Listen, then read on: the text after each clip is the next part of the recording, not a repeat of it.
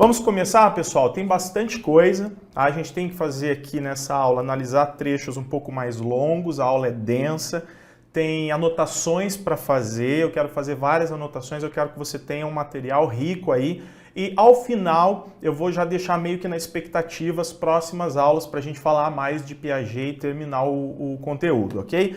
A gente vai finalizar resolvendo alguns exercícios. Maravilha? Vamos começar? Beleza?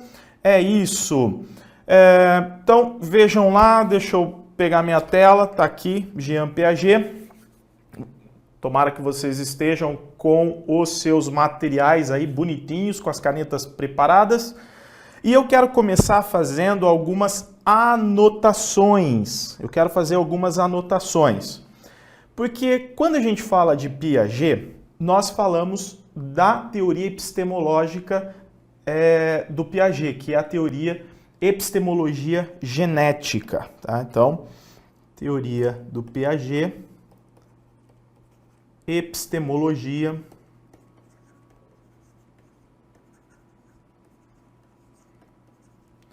genética. Beleza? Epistemologia genética. Ok. Essa teoria, nosso ponto de partida é esse. Ela tem duas fontes. Então, quando eu penso em epistemologia, eu estou pensando em conhecimentos científicos. Tá? Então, existem duas fontes aqui. Os conhecimentos científicos, coloquem aí bonitinho. Beleza? E quando a gente fala de genética, a outra fonte vai ser a gênese, a origem dos conhecimentos. Então, epistemologia, conhecimentos científicos, genética, gênese, origem dos conhecimentos ou origem do conhecimento do sujeito, tá bom? Dos conhecimentos ou do conhecimento do sujeito. Isso aqui é bem introdutório, é até meio bobinho, mas eu acho importante colocar dessa forma, bem detalhado. Por quê? Porque a partir disso, o Piaget vai conceber o sujeito, que é o foco principal da teoria dele. Tá? A partir disso, Piaget vai conceber o sujeito, que é o sujeito epistêmico. Sujeito epistêmico. É o sujeito que tem a capacidade de adquirir, desenvolver inteligência, tem a capacidade de conhecer. É o indivíduo que constrói conhecimento. Esse é o sujeito epistêmico. Ok? Sujeito epistêmico é o sujeito que constrói conhecimento. E o Piaget quer entender o que acontece com esse sujeito no processo de construção do conhecimento. Tá bom?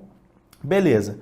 Outra coisa que eu quero colocar para vocês aqui, que é introdutório, mas eu acho importante, diz respeito à base dos estudos do Piaget. Tá? A base dos estudos. Como assim, Vinícius? Vamos colocar aqui. Base dos estudos de Piaget. Então, a gente tem a metodologia clínica, como ele realizou os estudos dele a partir da metodologia clínica, ok? E também a partir da observação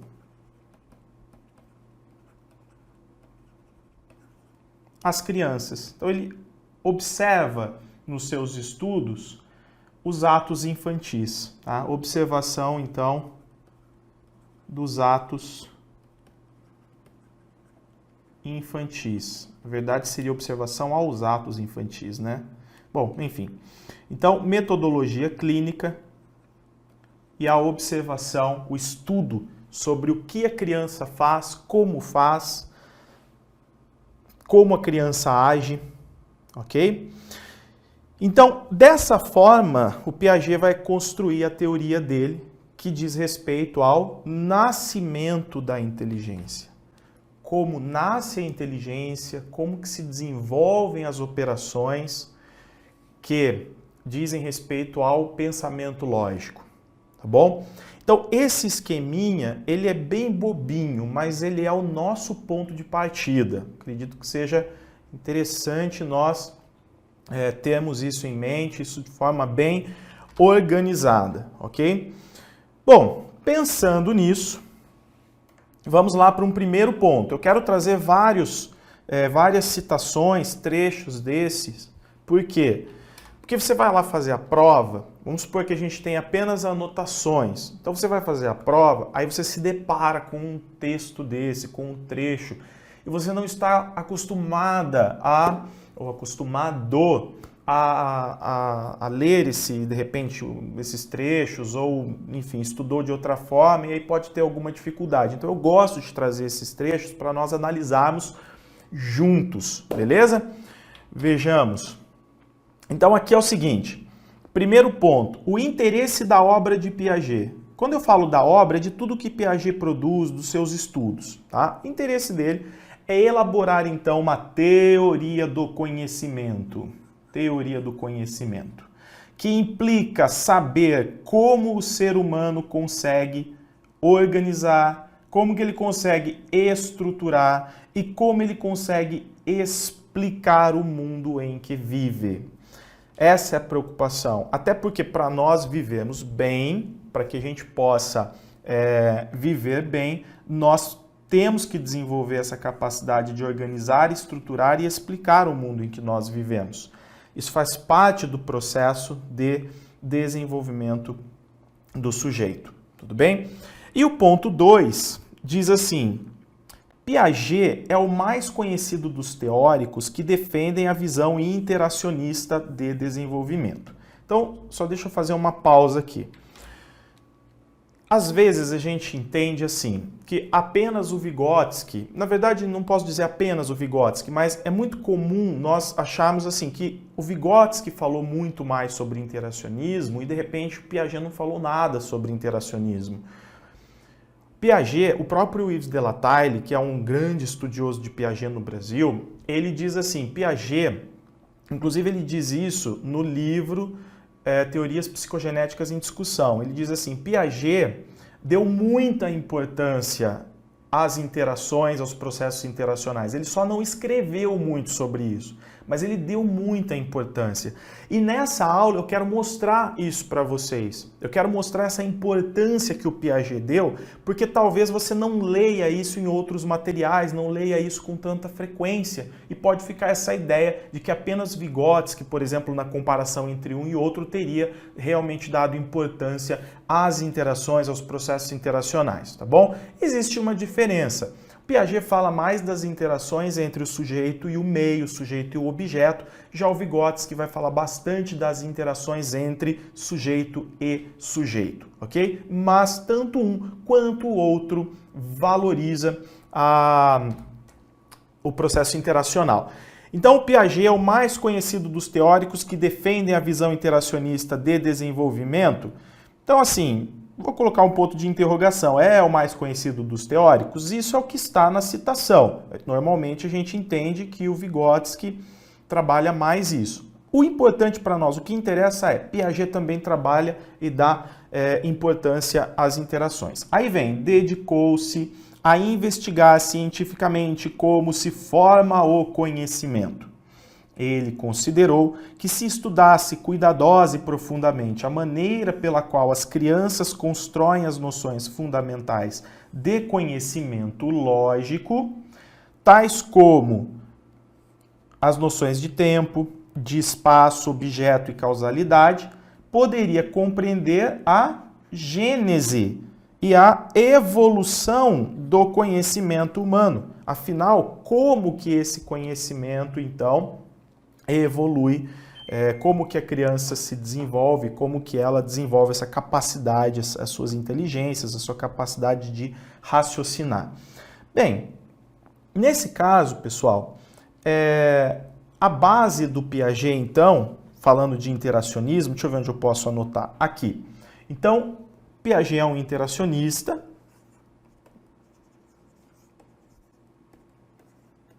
Vamos colocar aí. E a base desse interacionismo piagetiano é a relação entre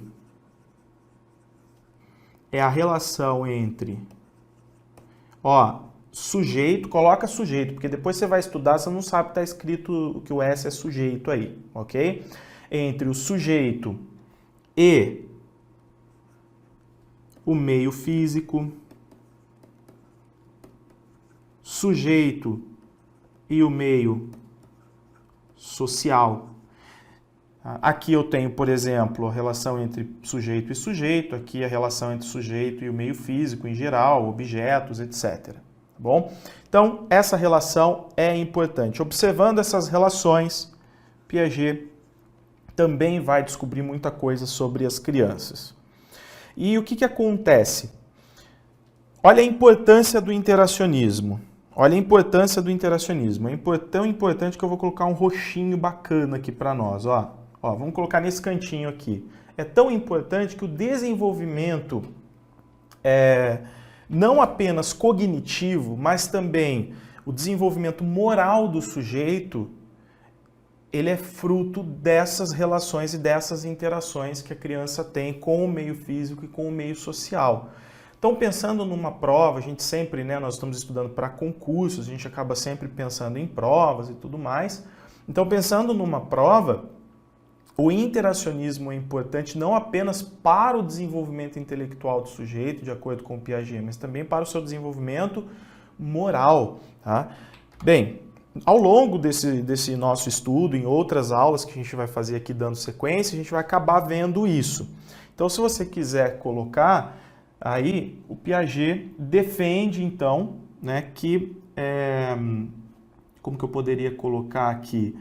Vamos colocar assim, o desenvolvimento intelectual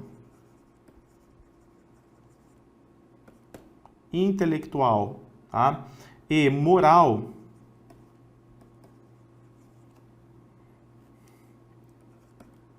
é obra, o desenvolvimento é obra do sujeito nas suas interações com o meio físico e o social. Ok? Maravilha? Então, deixa anotadinho aí. Beleza, Vinícius, o que mais? Vejam isso aqui, Ponto 3. Interacionismo, inatismo e empirismo. Tá? Então, aqui nós estamos vendo Piaget, e o inatismo e empirismo é aquilo que o Piaget vai superar. Então, eu vou dar uma ênfase aqui ao empirismo, behaviorismo, tá? E inatismo, gestaltismo. Tá? Gestalt, que é a teoria das formas, teoria das figuras, não cai tanto em concurso, mas às vezes aparece aí e tal. Eu não vou falar muito da Gestalt, só vou citar aqui, fazer essa relação entre o inatismo e o gestaltismo. Quero fazer um comentário aqui rápido para você entender essa relação. Então, o Piaget vai tentar superar, deixa eu isolar isso aqui para não confundir. Ele quer superar a visão do empirismo behaviorismo e do inatismo gestaltismo. Vamos fazer um esquema aqui, Seguinte. Superação. Vamos pensar primeiro no empirismo.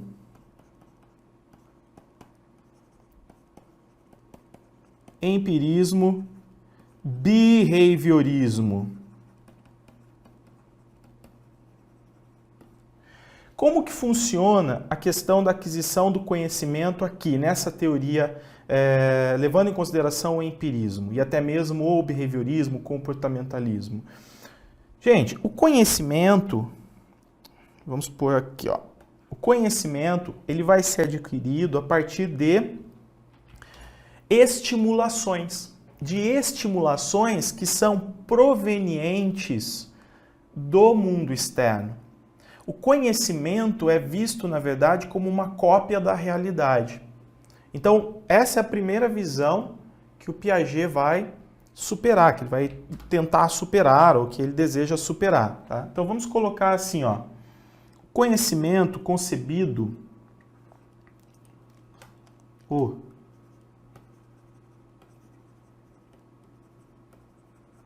conhecimento é concebido ou compreendido como se fosse uma cópia direta da realidade. Ok? Então ele seria fruto de estimulações provenientes do mundo externo. Em sala de aula, nós poderíamos dizer assim, se o professor explicou bem, de forma clara e organizada, consequentemente, o aluno aprendeu da forma como o professor explicou. Então, eu estou levando para a questão da sala de aula, porque o Piaget, gente, não é aquele estudioso que vai ficar falando de pedagogia, de processos educacionais. Tá? Então, ele concebe como o sujeito constrói conhecimento. E nós fazemos essa transição das suas contribuições para a pedagogia e para a educação. Tá? Então, empirismo, behaviorismo, se a experiência foi direta, clara, se aquilo que o professor passou para o aluno foi de forma clara, objetiva, enfim, o aluno aprendeu da forma como o professor ensinou. Não, de acordo com o Piaget, não é assim que acontece. Tá? Então, beleza. E com relação ao inatismo, gestaltismo?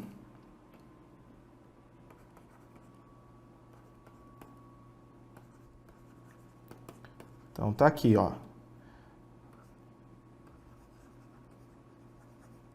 Gestaltismo, a Gestalt, a teoria das formas. Vou dar a cor aqui. Então, nesse caso, pessoal, o conhecimento tem origem inata. Né? O sujeito, na verdade, ele nasce com o conhecimento. O gestaltismo não vai dar muita importância, por exemplo, para o papel do meio. Aqui o Piaget está valorizando o meio. Ele está dizendo que é na interação do sujeito com o meio físico e com o meio social que ele vai se desenvolver, que ele vai alcançar desenvolvimento intelectual, que ele vai alcançar desenvolvimento moral. Então, o meio é importante também. Já para o inatismo, o meio não tem tanta importância. Por quê? Porque na relação com o meio, né, a relação do sujeito com o meio é determinada por estruturas inatas, ou seja, é determinada por potencialidades genéticas. Tudo bem? Então, na relação do sujeito com o meio, ou seja, essa relação, né, é determinada por estruturas inatas, por potencialidades genéticas. Logo, o inatismo não vai dar muito valor para o meio. Não vai entender que o meio seja importante. Vamos colocar isso, gente? Como que eu falei mesmo? Ai, José, lembra agora. Vamos pôr assim, a relação do sujeito com o meio é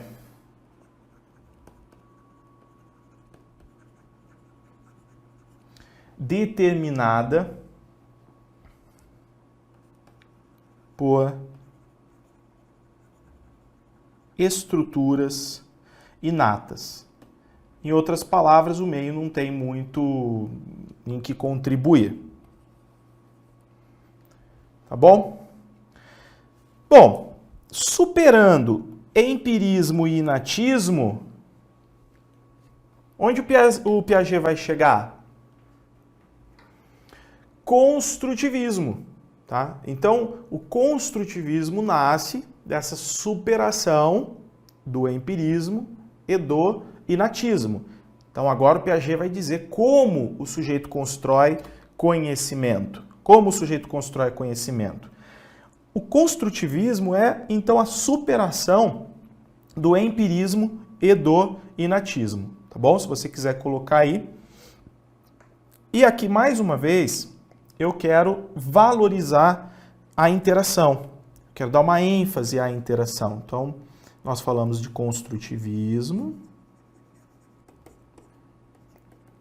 O sujeito constrói conhecimento de forma ativa internamente, mas a interação é fundamental.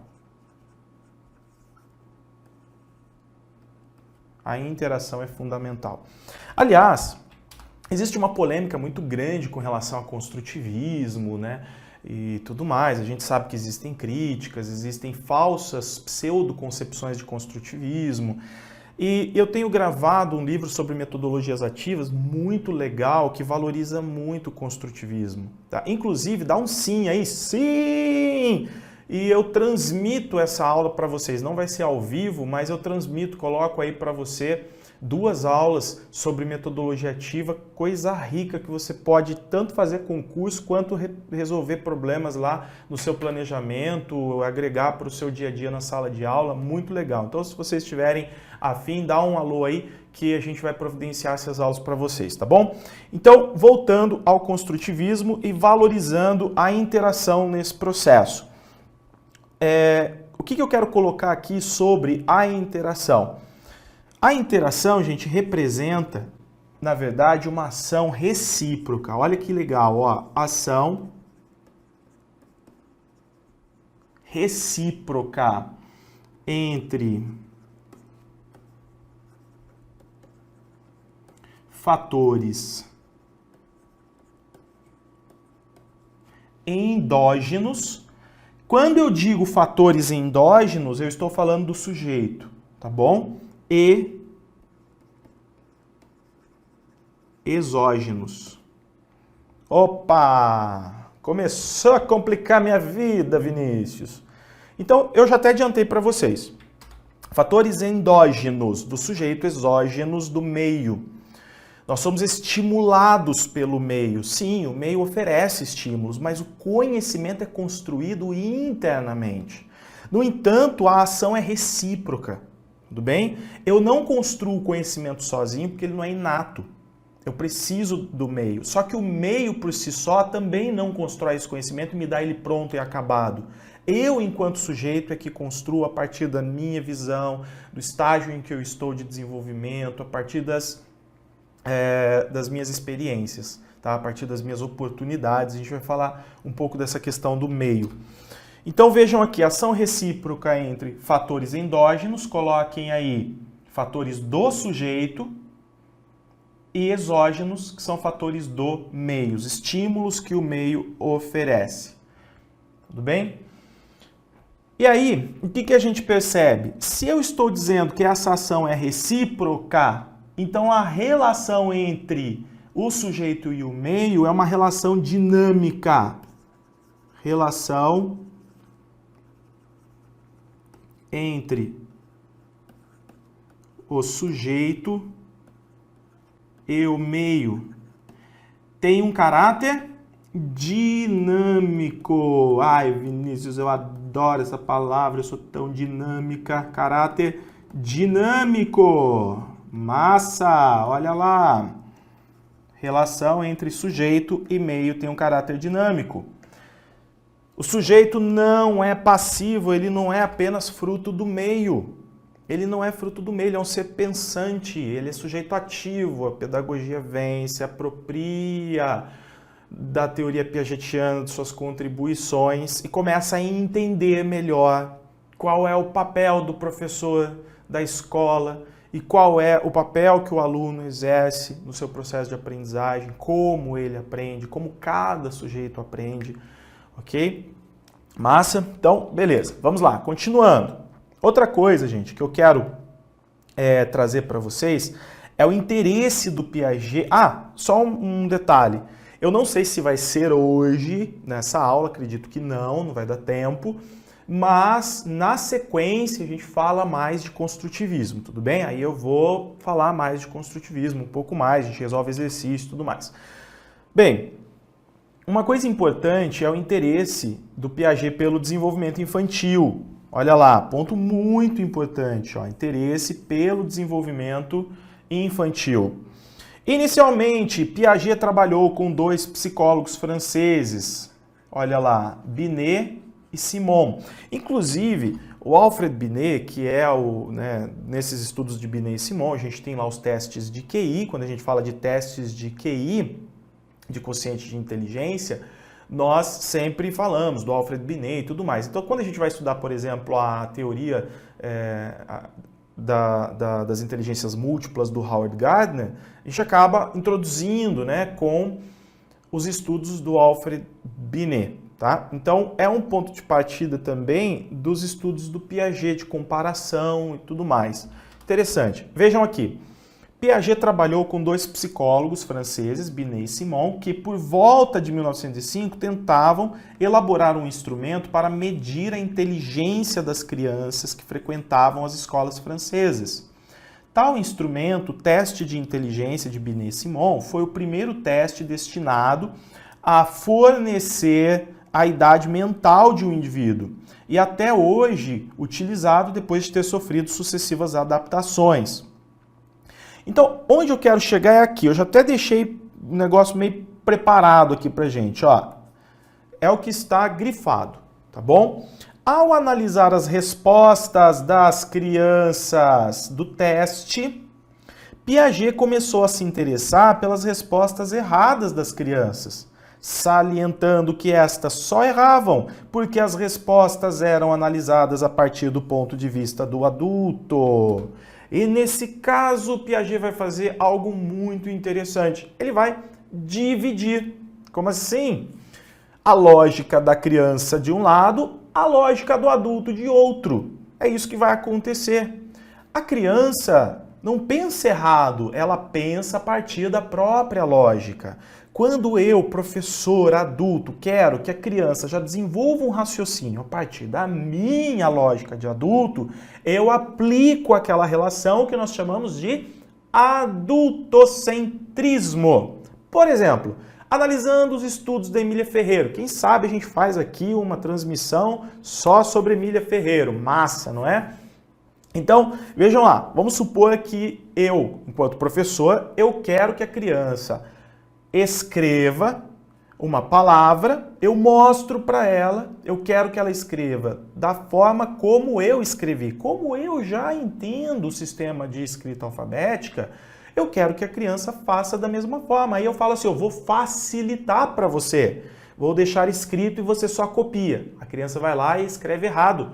O professor fala, não é possível, não é desse mundo. Como que pode? Se eu já deixei escrito para ela, como que ela erra? Segundo Piaget, no caso a Emília Ferreira, que foi aluna de Piaget, e desenvolveu a psicogênese da língua escrita, ela vai dizer, cara, professor, essa criança está em fase de construção de conhecimento sobre o sistema de escrita alfabética. Ela ainda não raciocina como você, ela não pensa a partir da sua lógica. Ela vai ter que começar o processo de construção desse sistema para chegar nessa escrita alfabética. Por isso, psicogênese da escrita alfabética. Ela vai construir desde o início. Desde o começo. Então a criança não erra, a criança está sempre num processo de aprendizagem, ela sempre está construindo. Se ela ainda não escreveu como o professor mostrou, é porque ela ainda não escreve da forma convencional, mas está em processo de construção desse conhecimento. Portanto, o erro não deve ser punido, nem deve ser negado. O erro é o ponto de partida para eu entender em que estágio essa criança está com relação àquele objeto, ou seja, o que ela já sabe e o que ela ainda não sabe. Ok? Deixa eu colocar aqui, interessar-se pelas respostas erradas. Então, o erro, inclusive para o construtivismo, ele tem valor. Tá? Então, erro é importante. E ainda, didaticamente falando, em termos inclusive de avaliação, você vai ver em textos, né, autores dizendo, a partir do erro, o professor pode intervir melhor no processo. Beleza, então, gente, o que nós fizemos aqui? A partir do Piaget, nós identificamos duas lógicas, não a lógica certa nem a lógica errada, duas lógicas diferentes, tudo bem? A lógica de funcionamento mental da criança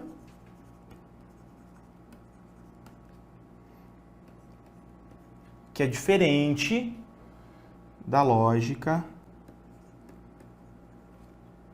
de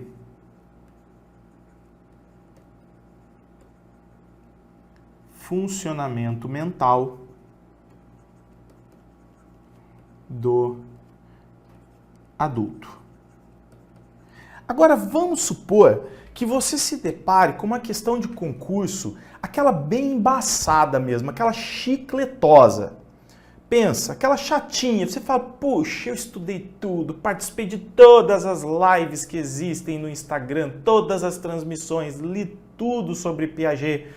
E aí na minha prova caiu o seguinte, que a lógica de funcionamento mental da criança é diferente da lógica de funcionamento mental do adulto, e essa questão trouxe um temperinho. Ela diz que essa diferença é uma diferença quantitativa, está certo?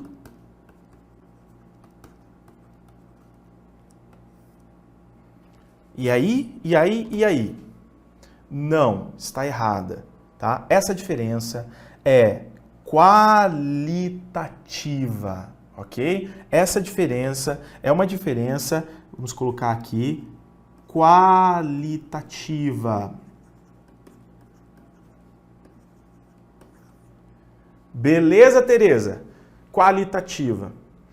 A criança pensa de uma forma diferente do adulto.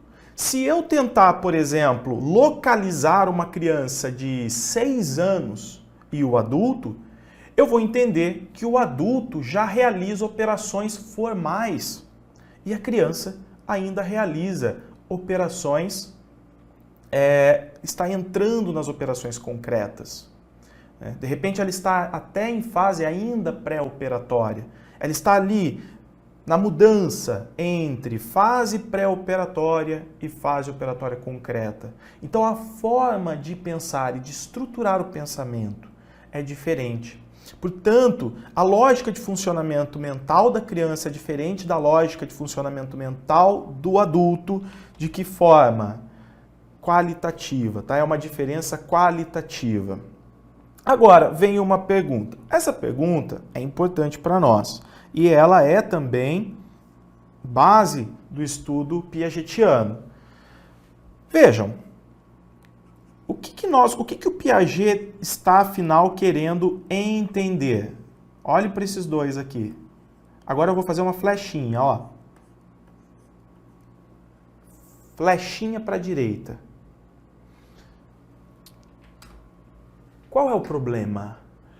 Como a lógica da criança se transforma na lógica do adulto, ok?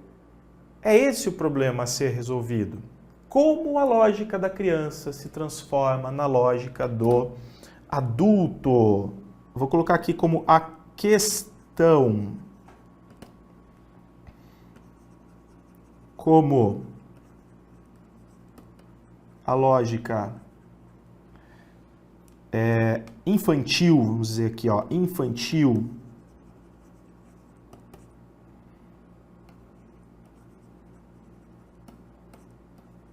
se transforma em lógica adulta.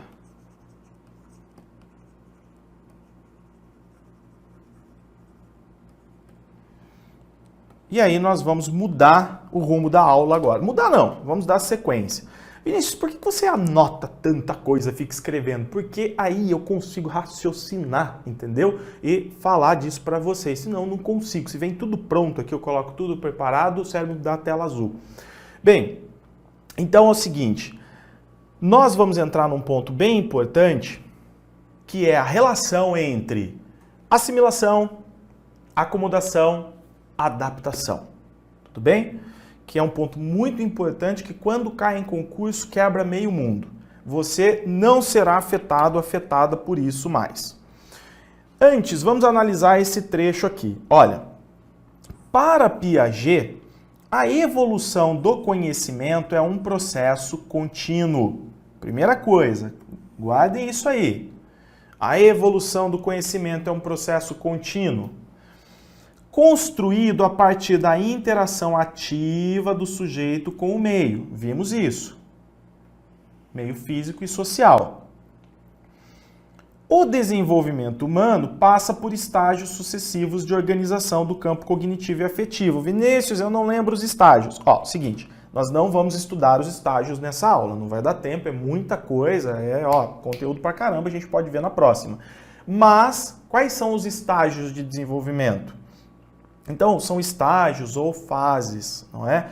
Então, a gente vai estudar esses estágios, inclusive eu coloquei uma tabelinha aqui para vocês. Quer ver? Depois eu mostro para vocês. Mas, vamos lá. Estágio sensório-motor, pré-operatório, operatório concreto e operatório formal. Sendo que é muito importante a passagem do estágio sensório-motor para o pré-operatório. Não é? Então a questão do desenvolvimento simbólico vai ser fundamental nesse momento aí. Mas nós não vamos estudar isso agora. Só coloquem aí, os estágios são sucessivos, estágios ou etapas. Sensório-motor, pré-operatório, operatório concreto e operatório formal. Tá? Idades, mais ou menos, sensório-motor de 0 a 2 anos. Tem teóricos que dizem de 6 meses a 2 anos. Tá? Depois, pré-operatório de 2 a 7 anos mais ou menos. Operatório concreto de 6, 7 anos a 11, 12. E operatório formal 12 em diante. Só lembrando que o Piaget dizia o seguinte, não existe uma idade fixa, porque isso vai depender de sujeito para sujeito. As crianças têm formas diferentes, têm ritmos de aprendizagem, de desenvolvimento diferentes. Na verdade, para o Piaget, o sujeito primeiro se desenvolve para depois ter condições de aprender. Para o Vygotsky, há uma diferença aí. Primeiro aprende para depois se desenvolver, não é? Numa outra aula eu falo disso. Mas anotou os estágios? Vamos continuar aqui. Olha lá. O desenvolvimento humano, então, passa por estágios sucessivos de organização do campo cognitivo e afetivo, que vão sendo construídos em virtude da ação da criança. Então, a criança, o sujeito precisa agir, tá? Eu quero que o meu aluno aprenda alguma coisa, eu tenho que oferecer a ele a oportunidade de ação, de interação, para que ele utilize, para que ele raciocine, utilizando, por exemplo, a sua capacidade de classificar, de organizar, de selecionar, dentro do processo do problema. Isso está naquela aula de metodologias ativas. Eu não sei se vocês deram um cinzaço aí, mas se tiverem bem empolgados para estudar, coloquem aí, tenham interesse que eu vou disponibilizar essa aula para vocês. Tudo bem? Então vejam aqui, e das oportunidades que o ambiente possibilita a mesma. Então você está lá lendo, por exemplo, um livro da Thelma Weiss sobre construtivismo. Construtivismo, está ali estudando um texto, um livro, por exemplo, da Thelma Weiss, e ela vai dizer o seguinte, para que o aluno tenha uma aprendizagem mais efetiva, eu preciso, enquanto professor, organizar o meio, de forma que esse meio seja estimulador, de forma que esse meio possibilite a relação do aluno com o objeto, a relação ativa. Nós vamos entender o seguinte, todo mundo tem condições de aprender e de construir conhecimento. É ser humano, não tem nenhum transtorno ou problema de saúde mental que vai impossibilitar a construção do raciocínio lógico ou do conhecimento. Então, o que eu preciso fazer é considerar o estágio em que o sujeito está, o que ele está pronto para aprender e organizar o meio de forma que esse meio seja favorável à aprendizagem do sujeito. Por isso que a gente vai entender que tem aluno e aluno, existem alunos e alunos. Às vezes a forma como eu ensino alguma coisa é boa para um aluno, mas não é tão eficiente para outro. O meio pode ser muito favorável para um, mas não ser tão favorável para o outro. Então, coisas que nós já sabemos, não é? Continuando. Como biólogo, Piaget entendeu que a lógica implicada na relação organismo-meio poderia ser estendida para o estudo dos processos intelectuais e afetivos. Então, ele utiliza aquilo que ele enxerga, né, de relação organismo-meio lá na biologia, e ele estende isso para o estudo dos processos intelectuais e afetivos, trazendo noções como a de adaptação biológica para o estudo das funções cognitivas. A verdade, pessoal, é que não é fácil se desenvolver, né, e aprender. Não é fácil. Por quê? Porque para nós nos desenvolvermos e aprendermos, nós precisamos atravessar desafios. O tempo todo nós estamos atravessando desafios. E quando nós nos deparamos, inclusive, com o mundo cultural, os símbolos, a forma de pensar, tudo isso que está disponível culturalmente representam desafios. Tá? Bem, a criança que vai aprender a andar de bicicleta. Andar de bicicleta é algo cultural, não é só uma habilidade física, motora, é algo cultural. Então a criança se depara com aquela necessidade e ela vai ser desafiada. E isso para um monte de coisas, né? Na vida, no dia a dia, a gente aprende, nós estamos sendo desafiados o tempo todo, desequilibrados. Então nós estamos o tempo todo buscando o quê? Adaptação. E como que funciona esse processo então, Vinícius? Eu vou só adiantar uma coisa aqui para vocês que é o mais simples de tudo, tá? A adaptação, gente, coloquem aí, a adaptação resulta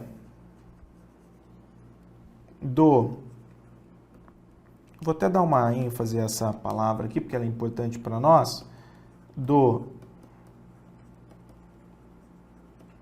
equilíbrio, ok? Entre a assimilação e a acomodação, ok? Então ela resulta do equilíbrio entre a assimilação e a acomodação. Depois eu falo da equilibração, tá? De forma bem sucinta. Só que aqui é o seguinte, a assimilação e a acomodação são dois mecanismos. E um não ocorre sem o outro, tudo bem? Ó, um não ocorre sem o outro. Então é muito comum nós acharmos assim, muitos devem estar se perguntando, mas o que vem primeiro, a assimilação ou a acomodação? Não tem vem primeiro. Acontecem concomitantemente.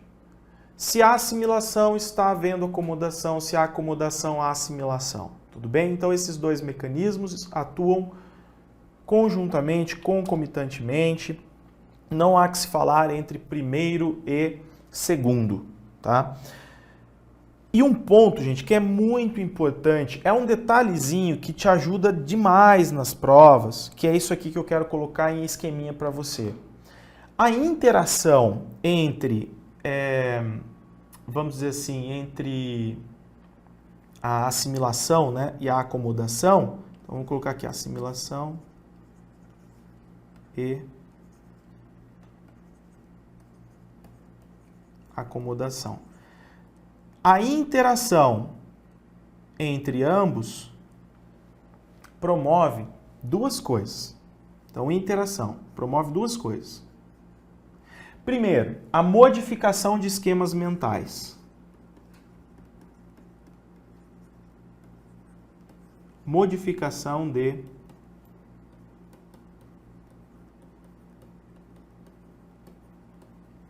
esquemas mentais. Tudo bem? E ainda a criação de novos esquemas.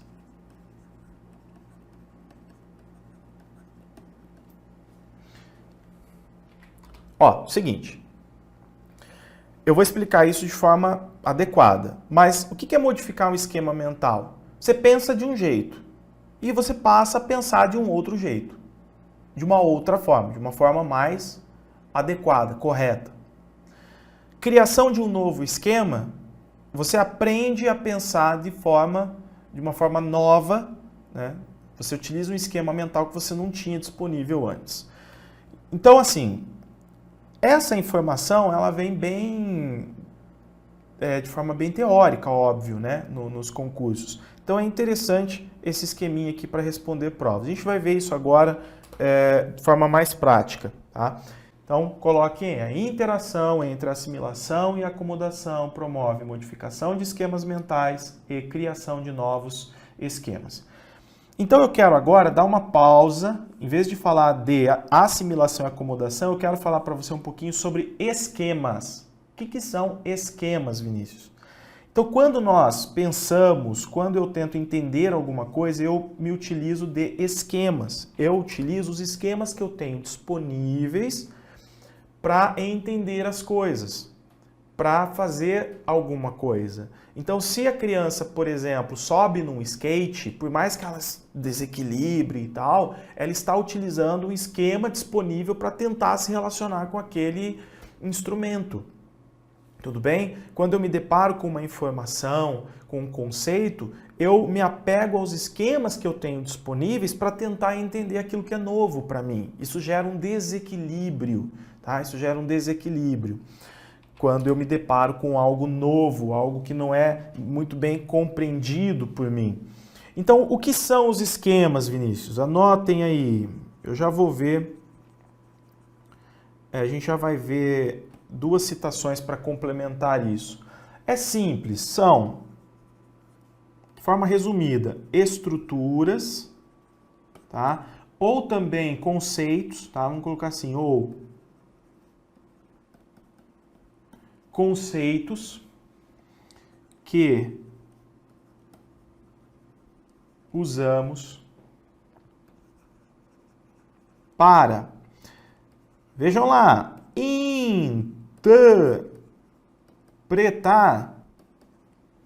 interpretar e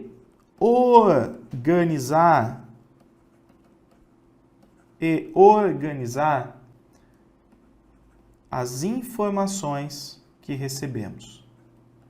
Pode ser que os esquemas que eu tenho disponíveis são suficientes para eu interpretar e organizar a informação que eu estou recebendo. Pode ser que não. Se não forem, isso gera um desequilíbrio. Tá? Informações que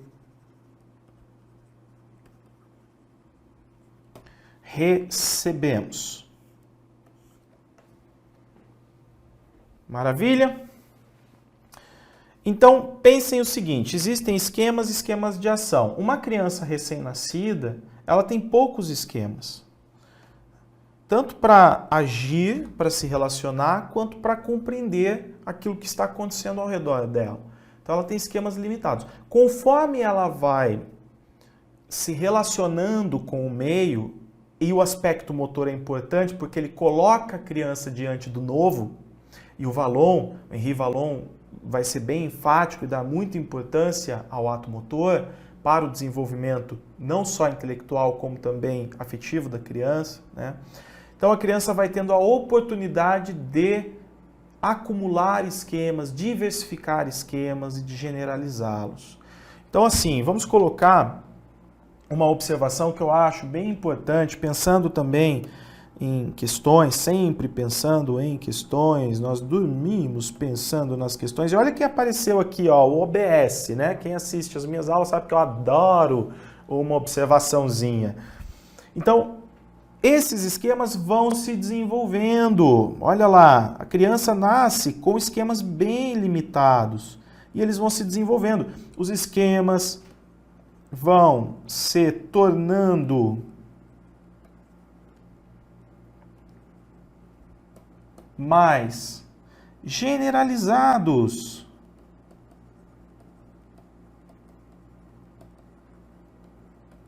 Mais, fugiu a palavra, diferenciados.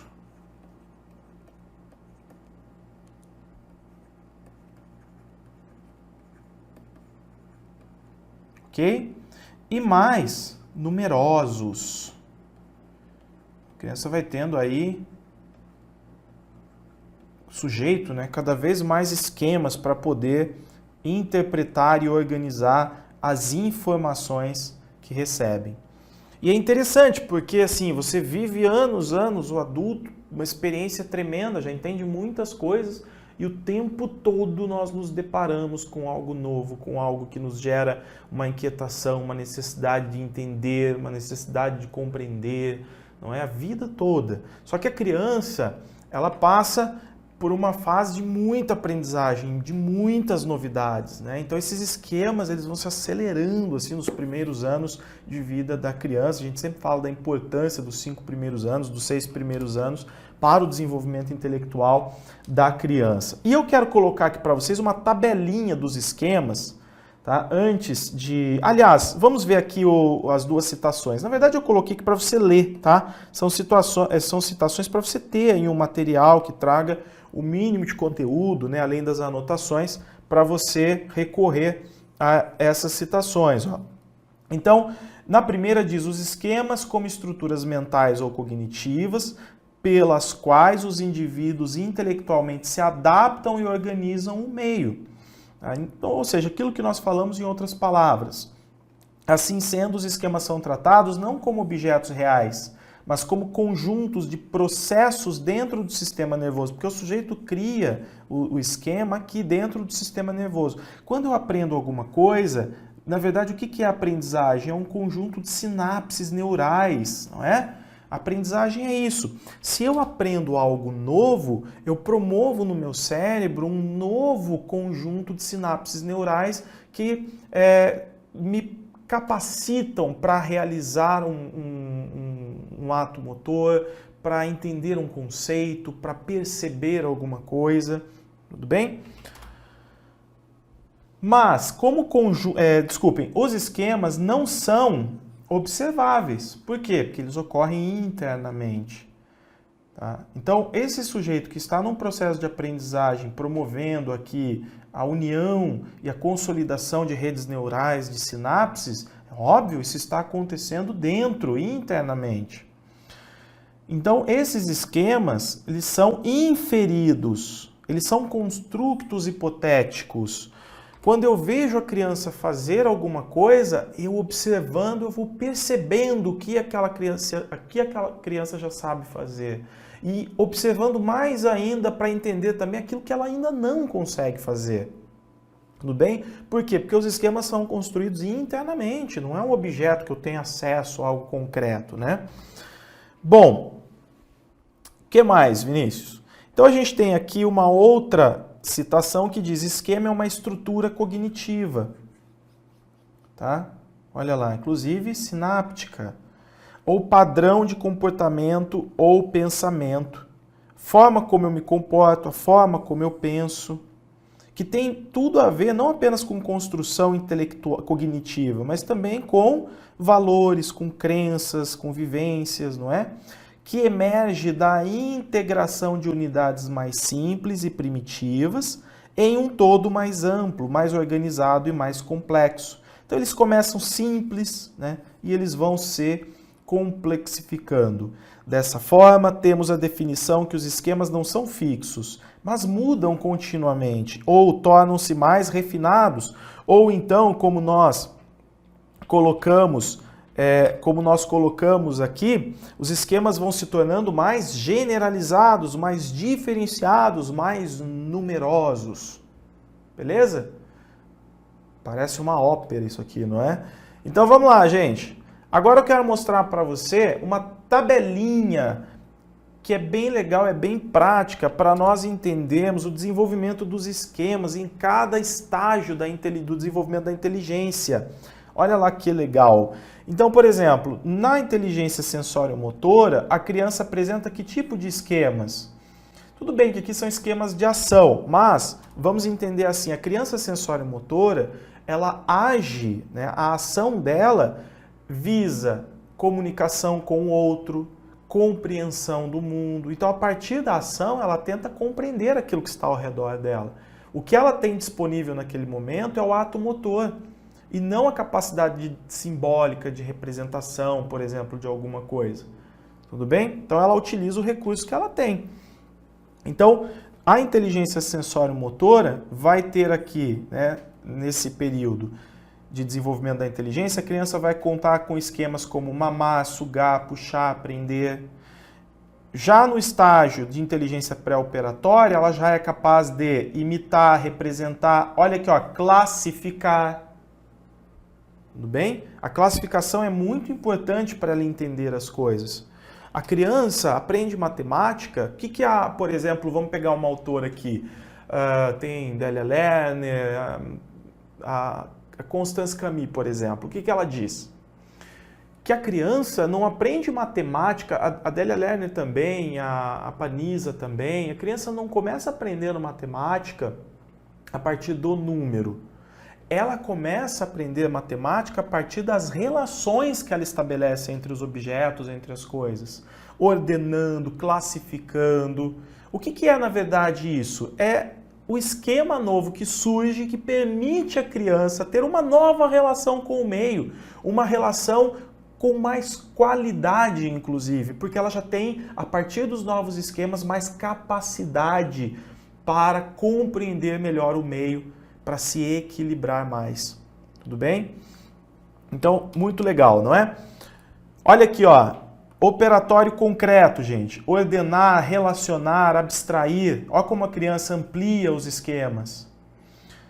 No operatório formal, operatório formal, aí já vem outros esquemas, ó. Argumentar, deduzir, inferir. O que está havendo aqui? Uma ampliação desses esquemas. E qual é a importância deles, Vinícius? Vamos colocar isso também? Qual é a importância desses esquemas e da evolução desses esquemas?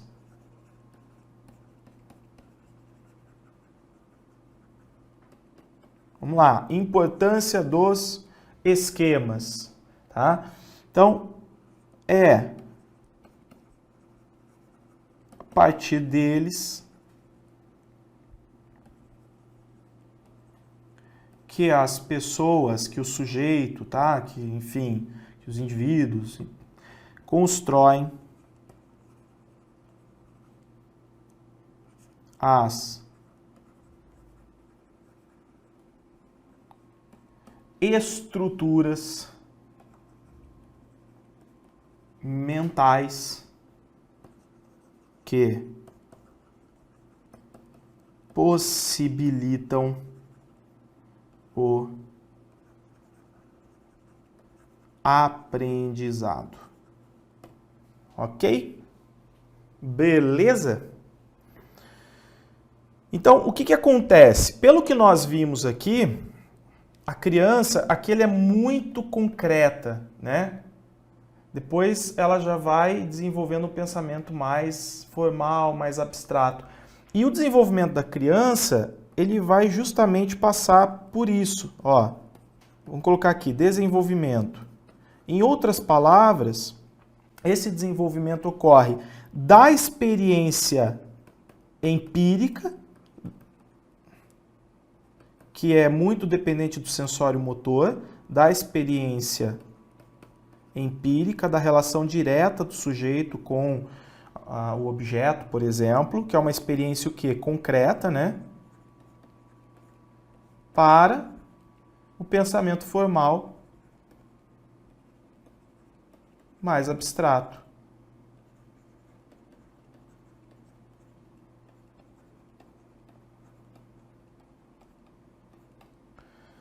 Tudo bem? E a gente percebe isso durante o desenvolvimento da criança, observando como ela se relaciona com o mundo.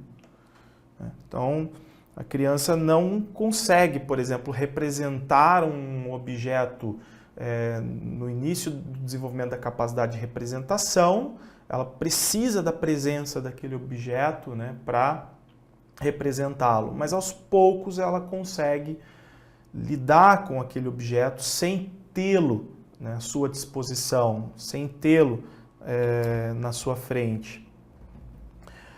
Bom, o que mais, Vinícius? A gente já está quase que no final, tá, pessoal? Então, agora que nós falamos dos esquemas, eu preciso voltar lá para assimilação e acomodação, ó. Preciso voltar para assimilação e acomodação. Só deixa eu dar uma olhada aqui, como que a galera tá. E aí, povo, beleza? Ó, vou colocar aqui, não vou escrever nada agora, só dar um tempinho aí, beleza? Pessoal, seguinte, deixa eu só relembrar vocês a promoção, hein?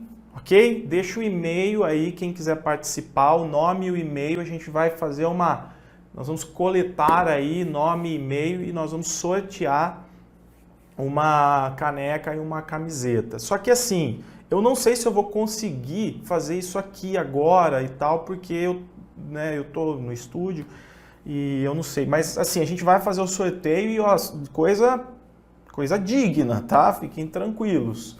Então, nós vamos colocar os nomezinhos, beleza? Vamos fazer o seguinte, a gente vai filmar o sorteio, nós vamos filmar o sorteio e colocar nos nossos stories para mostrar quem ganhou, beleza? Então, se você não está no nosso Instagram, adiciona lá, tá na @Prof. Vinícius, porque aí a gente faz amanhã o sorteio, nós vamos filmar o sorteio, a gente fazendo bonitinho, jogando para cima, pegando o papelzinho e a gente vai anunciar amanhã no Instagram, ok? Vamos continuar, então, falando sobre definições de assimilação e acomodação. Vamos voltar para elas.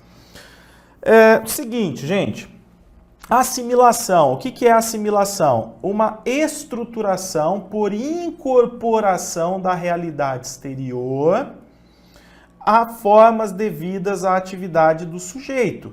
Envolve a incorporação de novos objetos e novas experiências a uma estrutura mental ou a um esquema sensório-motor.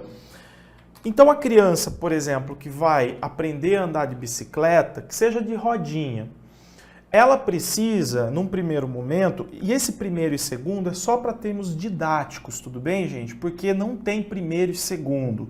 É algo que acontece em conjunto, assimilação e acomodação. Mas vamos entender assim, que no processo de assimilação, o que a criança precisa fazer? Ela precisa incorporar o novo objeto.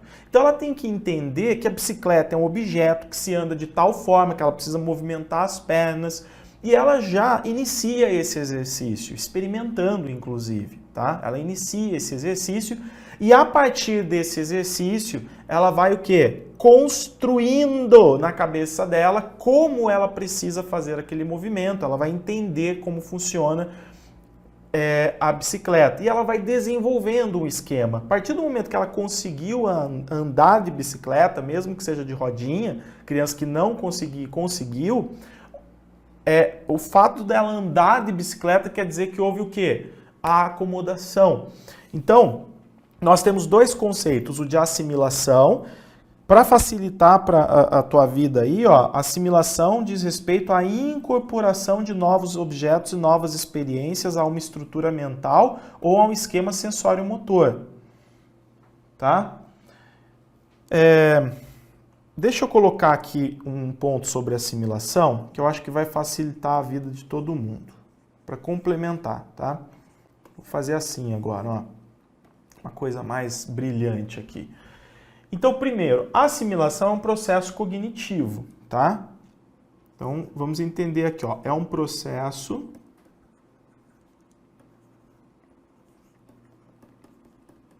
cognitivo, ok? E o que acontece? Através desse processo cognitivo, a pessoa vai integrar, ela vai tentar entender, né, assimilar, integrar, incorporar um novo dado. Então, processo cognitivo, vamos construir aqui, pelo qual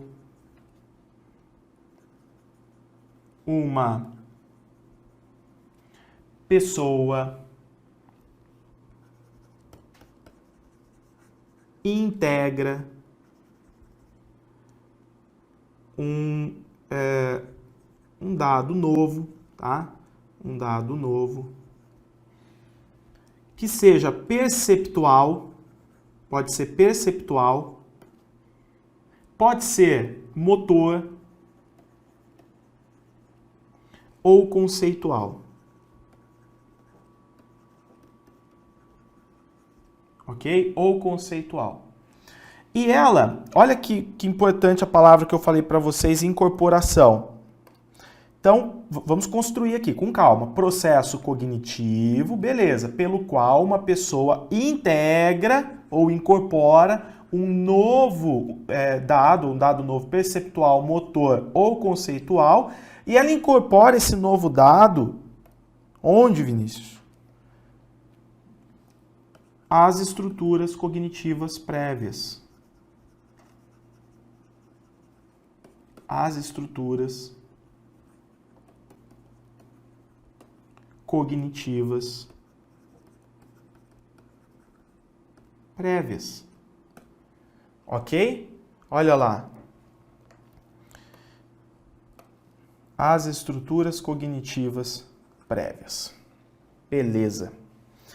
Então aqui nós temos um complemento para assimilação. E a acomodação?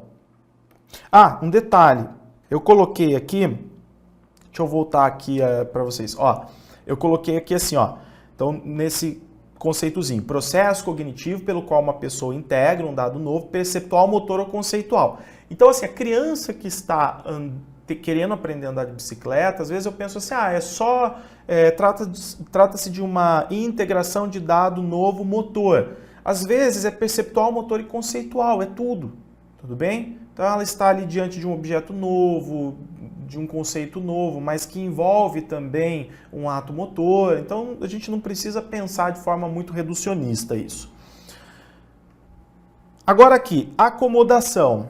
A acomodação é a combinação de esquemas ou modificação de esquemas. Aqui está havendo incorporação, na assimilação está havendo incorporação. Na acomodação está havendo combinação de esquemas, tá? Modificação de esquemas para resolver problemas que venham de experiências novas dentro do ambiente. Um aspecto da vida cognitiva que envolve a modificação das estruturas mentais ou os esquemas sensório-motores para corresponder aos objetos da realidade. Então, quando a gente fala de acomodação, nós já estamos falando do quê?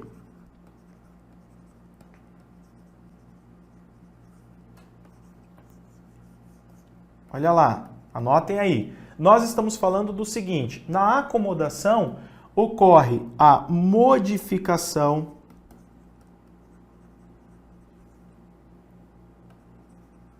dos conhecimentos prévios para assimilar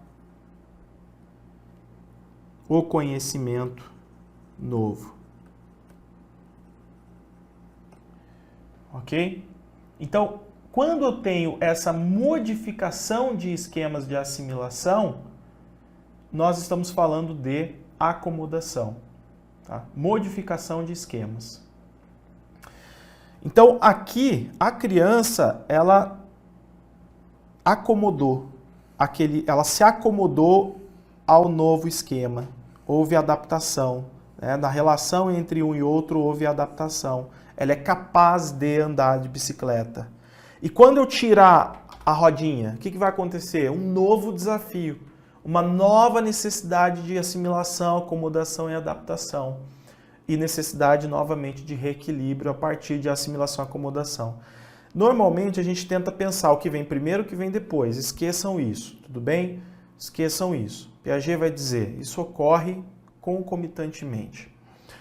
Bem, então assim, eu ainda fico bem preocupado com as informações para vocês terem aí tudo anotado, um material rico para você poder fazer provas e resolver suas questões, tá? Deixa eu colocar aqui o seguinte, antes, só pegando aqui, ó, a atuação recíproca desses dois mecanismos promove modificação ou criação de esquemas motores ou mentais, tá? Operações, ó, que permitirão condições maiores e melhores para o sujeito interagir com o mundo. Interagir com o mundo, gente, por exemplo, resolver um cálculo matemático, tudo bem? Então, se ele já tiver esquemas prévios que podem sustentar a busca por uma nova operação mental, a criança vai, através de assimilação e acomodação, se reequilibrar. Então, assim, para a sala de aula, o que nós temos que observar é se a criança está pronta para aprender alguma coisa, se aquilo é um desafio para ela ou se aquilo é impossível ainda para ela. Então eu tenho que entender isso. A criança ela tem já uma base para aprender isso que eu vou propor para ela. O que eu quero que a criança aprenda sempre tem que ser um desafio. Então, às vezes você está lá, eu professor de matemática, estou ensinando matemática, dou uma lista de exercícios, de 50 exercícios, a criança acerta os 50. Eu falo, ó, essa aqui sabe matemática, hein? Mas, na verdade, os 50 exercícios tinham a mesma dificuldade. Não teve nenhum desafio para a criança. E ela acertou tudo, ou seja, ela se apropriou de um esquema que foi reproduzido em massa. Ela utilizou-se, na verdade, do mesmo esquema. Então, a gente precisa sempre pensar em educação de forma qualitativa, ou seja, como que eu ofereço qualidade para o processo, desafiando aos poucos a criança, sempre desafiando a criança para que ela busque, através desse processo de assimilação e acomodação, a adaptação, ou seja, a reequilibração, não é? A compreensão do meio.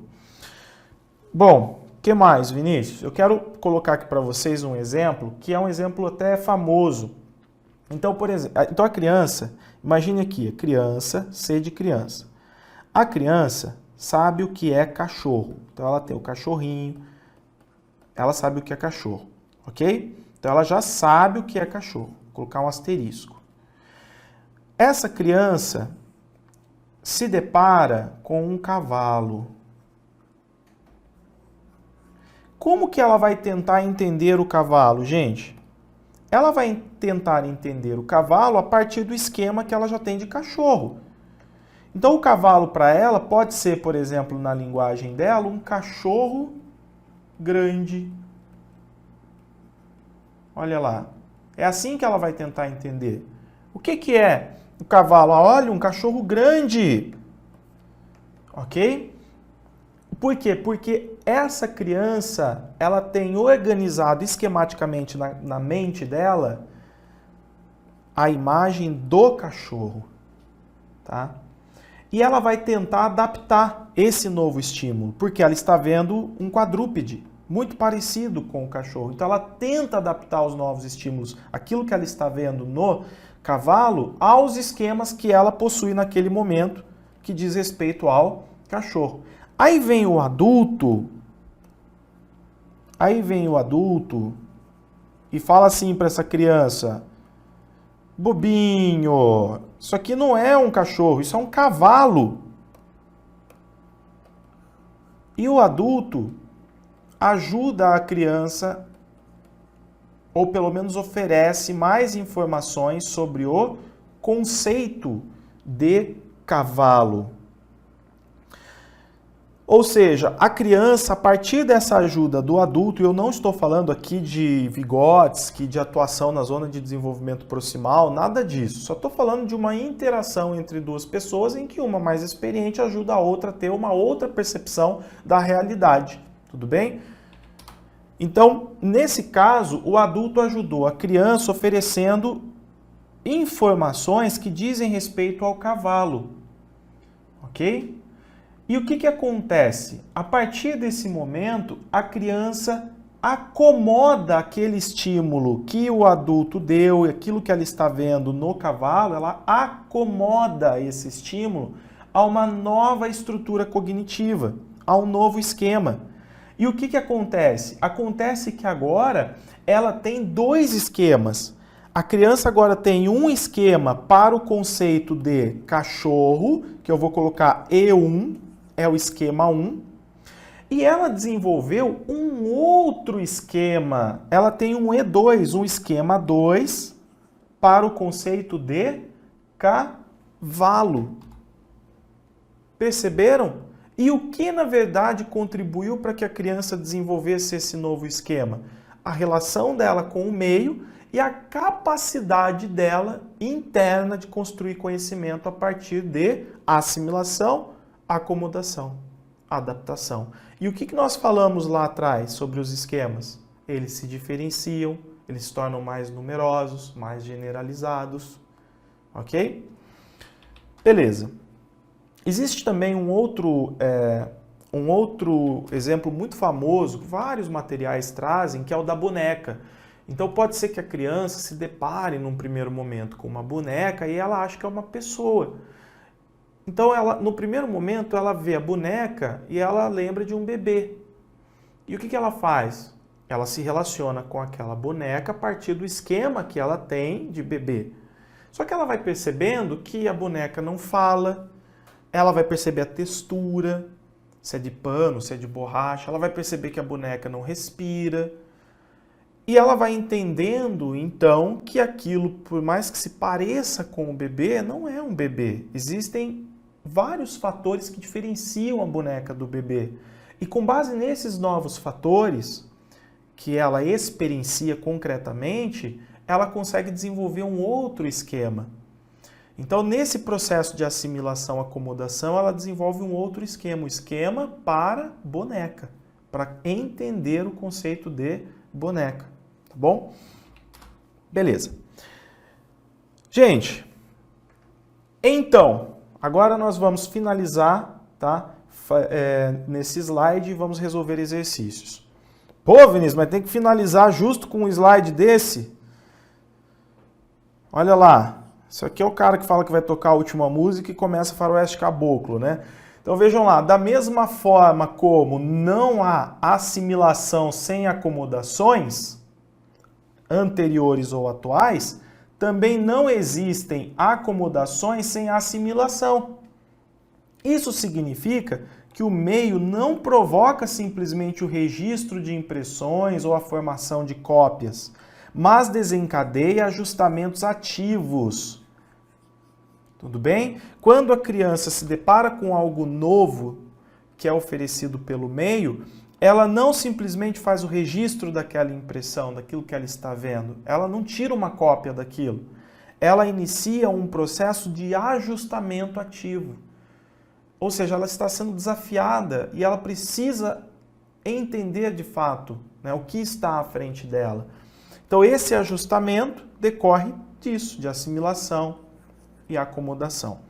Quando se fala que não existe assimilação sem acomodação, significa que a assimilação de um novo dado perceptual, motor ou conceitual se dará primeiramente em esquemas já existentes. Ou seja, acomodados em fases anteriores. Então eu tenho um esquema que me ajuda a compreender aquilo que é mais complexo. E quando se fala que não existem acomodações sem assimilação, significa que um dado perceptual, motor ou conceitual é acomodado perante a sua assimilação no sistema cognitivo existente. Partindo da ideia de que não existe acomodação sem assimilação, podemos dizer que esses esquemas cognitivos não admitem o começo absoluto, como se o sujeito aprendesse alguma coisa do nada. Tá? Então, ele inicia de alguma coisa. A criança, por exemplo, lembra da alfabetização? O que Emília Ferreiro diz? A criança que entra na escola, ela não entra como uma folha de papel em branco. Ah, a partir de agora você será alfabetizado e você não sabe nada do que eu vou passar para você. Não. Ela vai conseguir construir conhecimento, inclusive já iniciar a primeira hipótese, a primeira fase da fase prévia da escrita, porque ela já tem alguma bagagem cultural. Tá? Agora, é óbvio que a criança que não passou por nenhum estímulo, que não está inserida no meio social, ela tende a ter menos conhecimento, mas alguma coisa ela já sabe que vai ajudá-la a iniciar a construção de novos conhecimentos, de novas compreensões, de novos esquemas. pois derivam sempre por diferenciações sucessivas de esquemas anteriores.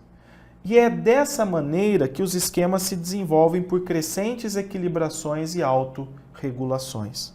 Tá? Então, que durante nossa vida toda, nosso desenvolvimento, nós passamos por crescentes equilibrações e autorregulações. Tudo bem?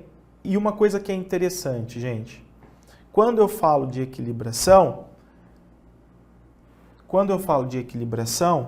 nós temos que entender que nós buscamos equilibração por uma necessidade. Tá? Então, as pessoas têm a necessidade de aprender para que possam se manter em equilíbrio e ter uma relação, vamos dizer assim, organizada, né, com o meio. Então, as pessoas têm... E vamos escrever. Tem a necessidade de aprender. Justamente para se manterem sempre em equilíbrio. Tá? Para se manterem sempre em equilíbrio. E é por meio da assimilação e da acomodação que o sujeito é capaz de solucionar, né, problemas. Então, ele vai se deparar com essas necessidades. Aqui a gente pode entender o quê? Com problemas, com desafios. E por meio da assimilação e da acomodação, tá? O sujeito vai poder solucionar problemas e se reequilibrar constantemente.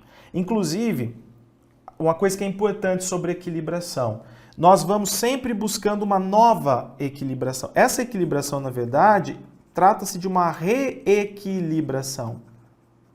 Então, eu sempre estou me reequilibrando, aprendendo algo novo, mais complexo, vencendo desafios.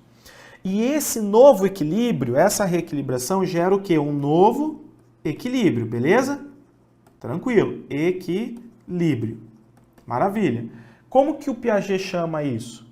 Esse novo equilíbrio que é maior, que é melhor do que o equilíbrio anterior, ele chama isso de equilibração majorante. Equilibração majorante. Eu falo, Piaget, gente, tem muita coisa, eu já ia esquecendo. Uma dessa eu nem ia falar disso. É que a gente vai puxar uma coisa, vai puxando a outra, e é importante a gente saber, tá? Equilibração majorante.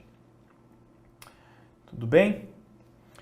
Maravilha, Vinícius. O que nós vamos fazer agora? Agora nós vamos resolver exercícios, ok? Tudo certo aí? Beleza? Então vamos lá resolver, acho que 8 exercícios eu coloquei aqui. E nós finalizamos e vamos dormir tranquilos. Vejam lá. Aponte o que é correto afirmar a respeito da teoria de Piaget. O conhecimento procede de uma programação inata, pré-formatada? Não. Privilegia o dado externo, afirmando que todo conhecimento provém da experiência? Não. Aprende-se em construções sucessivas e elaborações, tá? E constantes, aqui é um E, né? E constantes e elaborações, sei lá o que é isso aqui. E elaborações constantes de estruturas novas. Então é isso aqui, é o que nós vimos, não é? São construções sucessivas. O tempo todo nós estamos construindo estruturas novas. Equilibração, reequilibração. Então é a C. Calcada no substrato psíquico, entende que todo conhecimento é anterior à experiência. Não.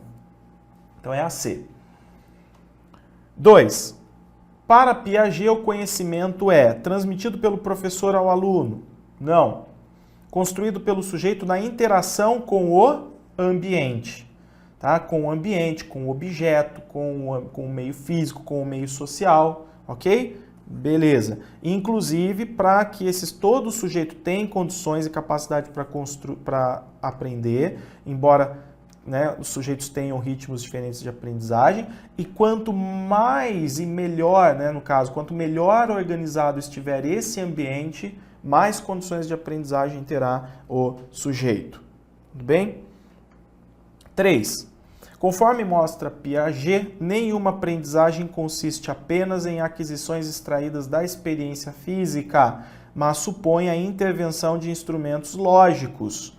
Para a posição interacionista, a intervenção necessária do sujeito e dos objetos em qualquer aprendizagem é modulada por fatores internos. Sim, quais são esses fatores internos, Vinícius? Esse aqui eu já vou direto porque é fácil, a gente acabou de ver. A equilibração, tá? Então, o tempo todo nós estamos buscando essa equilibração através de assimilação, acomodação, adaptação.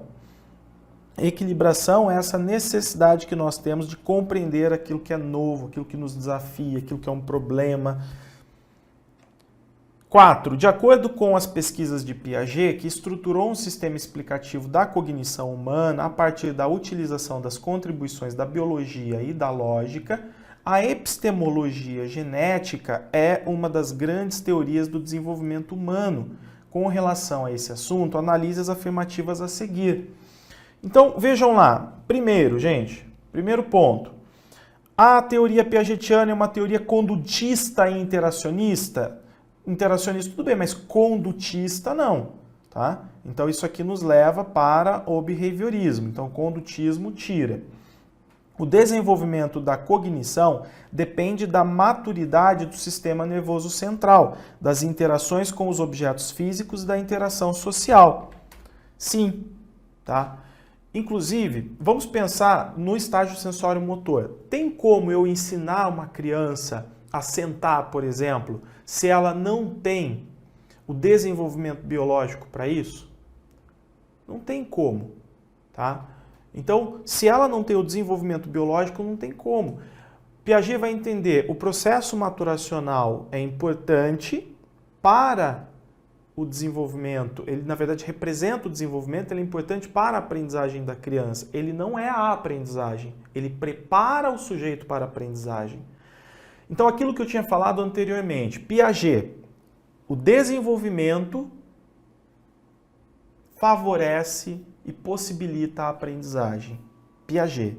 Vygotsky, a aprendizagem possibilita e favorece o desenvolvimento. Eu não vou falar do Vygotsky agora porque a gente demoraria um pouco para falar disso, mas em alguma transmissão aqui a gente vai falar de forma bem completinha sobre o Vygotsky.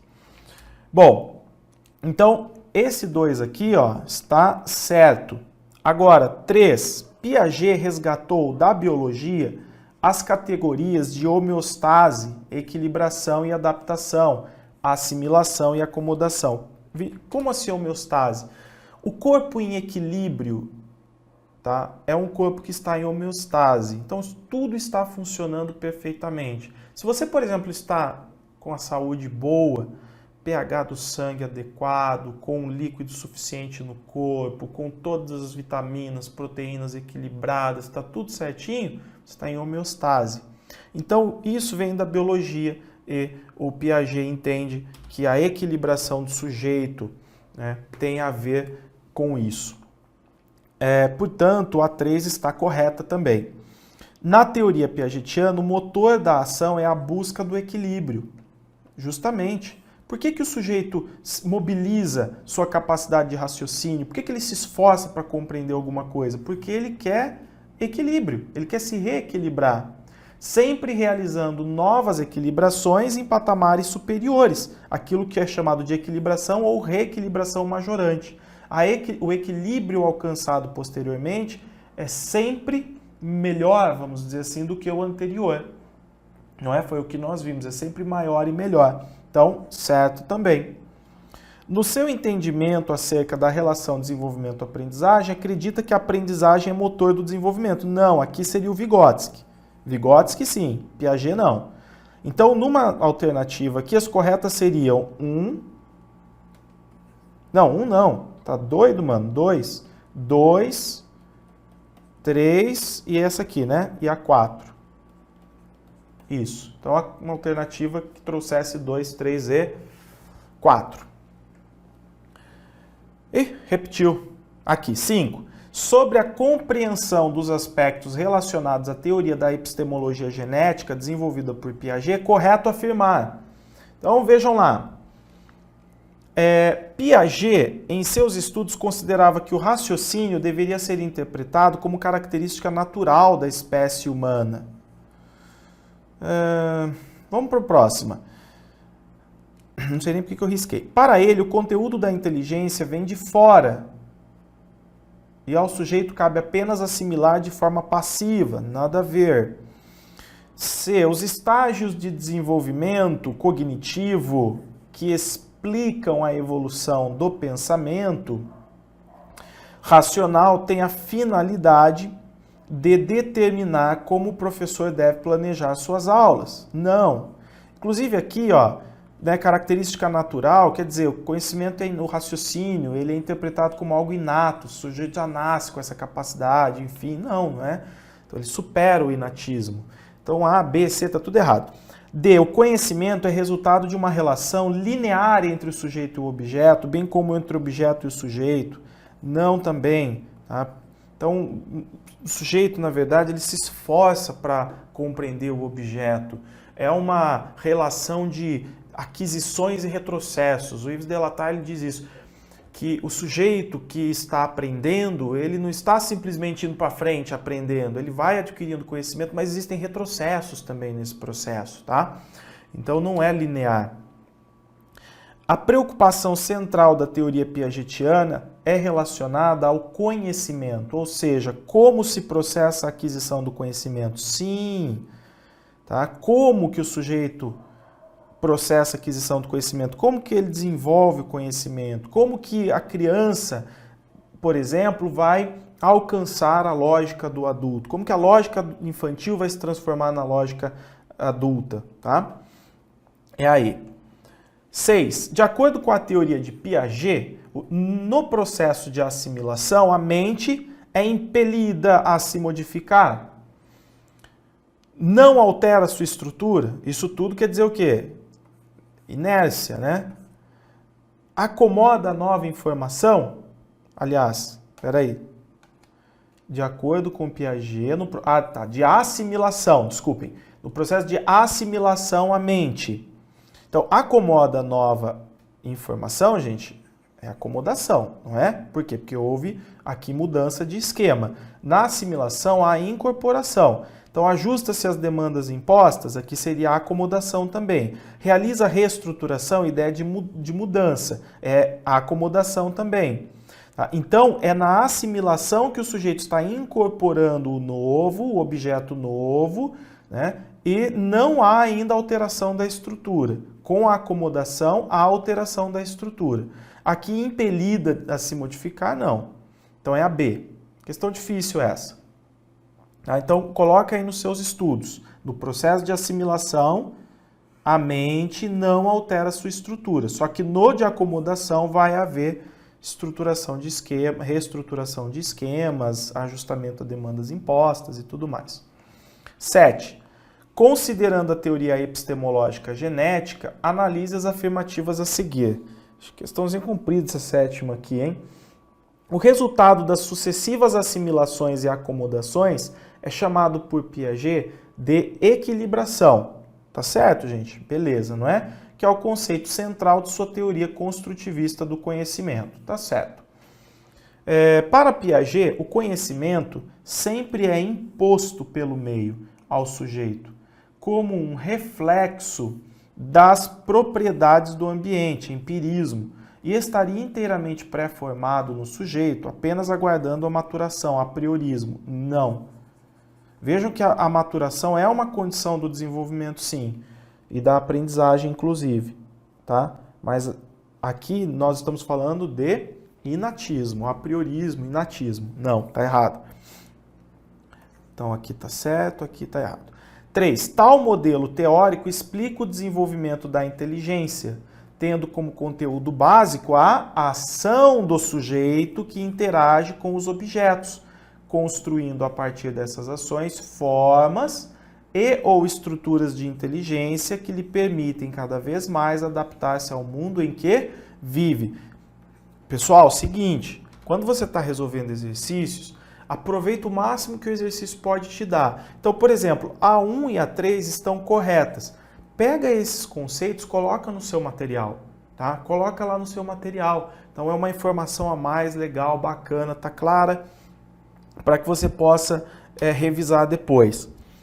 Conforme surgem solicitações do meio, as estruturas da inteligência vão se construindo e, a partir de novas solicitações, o sujeito tem a possibilidade de reorganizá-las, vivenciando constantes mecanismos de acomodação de novos objetos a esquemas já existentes e mecanismos de ampliação do conhecimento. Nossa, gente, tem nada a ver isso aqui, tá? Tá tudo do avesso, com base no que nós falamos aí, não tem nada a ver, tá fora do esquadro. Então, 1 e 3 são as corretas. Então, as corretas, né, se tivesse aqui as alternativas, seriam apenas 1 e 3. E a última questão da noite. Vamos lá, olha lá. Sobre o processo de ensino, relacione cada um dos elementos de aprendizagem, segundo Piaget, com suas respectivas características. Primeiro, processo que tem por finalidade, olha lá, ajustar os padrões comportamentais pré-existentes, modificando-os para lidar com as novas informações ou com o feedback das situações externas. Aqui, gente, é o sujeito ajustado. Em outras palavras, é o sujeito adaptado. É isso? Quando eu falo de ajuste, será que é a adaptação? Não, muito bem, é acomodação. Tá? Ajuste a padrão comportamental pré-existente, quer dizer, houve modificação. Falou em modificação, nós estamos falando de acomodação. Então aqui é 2. Processo de recepção de todos os tipos de estímulos e informações, organizando-os para em seguida integrá-los às formas ou estruturas existentes no organismo, criando assim novas estruturas. Então, quando nós temos a consolidação da criação das novas estruturas, aí sim a adaptação, tá? Não, adaptação é 3, não, deixa eu ver aqui, processo de recepção de todos os tipos de estímulos e informações, organizando-os para em seguida integrá-los às novas formas ou estruturas existentes no organismo, criando novas estruturas. Ah, não, aqui há assimilação, estou boiando, e adaptação aqui, equilibra a assimilação da experiência às estruturas dedutivas e acomoda, sim, aqui a assimilação e a acomodação, aí sim a adaptação, tá bom? Então aqui é a assimilação, é o 1. Beleza. Vejam que no processo de assimilação, nós estamos falando de recepção dos tipos de estímulos e informações. No de acomodação, nós estamos já falando de ajuste de padrões de comportamentos e de modificação. Tudo bem? Recepção e incorporação e, para você lá na sua prova ter mais facilidade, acomodação, a gente liga a palavra de a ideia de modificação, ok? E assimilação e acomodação levam à adaptação. Beleza, gente? Ufa! Confesso para vocês que depois de muitas gravações hoje, essa aula deu uma cansadinha, tá? Deu uma cansadinha. Pessoal, deixa eu dar uma olhada aqui. Eu não estou conseguindo acompanhá-los diretamente. Nós finalizamos, tá? Muito obrigado pela participação de vocês. Estou bem feliz mesmo. Eu quero fazer mais transmissões, tá? Quero fazer mais transmissões, quero trazer bastante conteúdo legal aqui para vocês. E obviamente que vou divulgar meus cursos, né? A gente está lançando hoje, entre hoje e amanhã, o da Prefeitura de São Paulo, que vai ser uma excelente oportunidade para o pessoal, inclusive com preço, nem vou falar aqui, o pessoal que tiver interesse depois vê lá, mas assim, em termos de conteúdos eu quero fazer transmissões que valham a pena para vocês. Então dê o feedback, tá? Mostra A gente está longe aí de repente estar agradando absolutamente, mas conforme vocês vão nos dando feedback, eu vou tendo condições de melhorar e de fazer algo realmente legal para vocês, algo que vocês merecem, tá?